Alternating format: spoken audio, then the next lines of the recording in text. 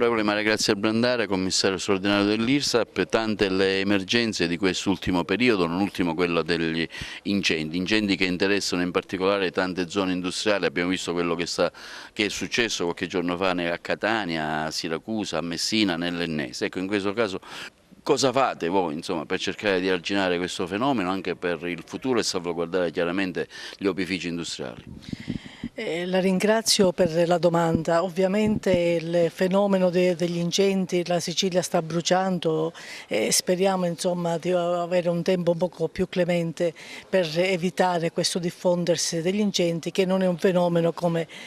apprendete anche dalle TV, solamente siciliano. Per quanto ci riguarda, noi per tempo abbiamo fatto una direttiva a tutte le ex 11 aree ASI, agli uffici periferici, per vedere quali interventi di emergenza si potevano subito portare avanti. E in effetti ci stiamo muovendo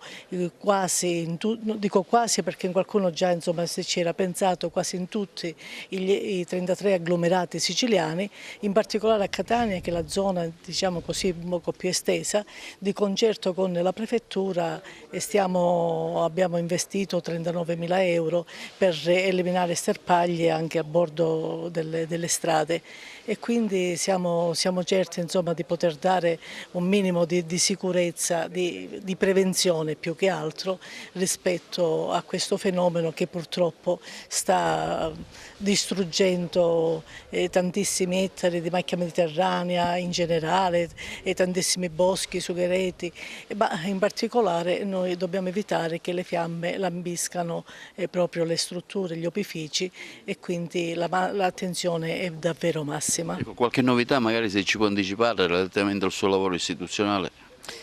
Beh, su Agrigento per esempio, il primo bando, la prima gara che partirà entro credo massimo un mese riguarda l'agglomerato di Ravanusa, dove saranno spesi più di 1.300.000 euro, e quindi sarà una bella boccata d'ossigeno per l'economia, perché ogni cantiere che si avvia sono sempre posti di lavoro, ma nello stesso tempo contiamo di dare decoro a quella zona e servizi alle imprese, che è la cosa che ci interessa maggiormente.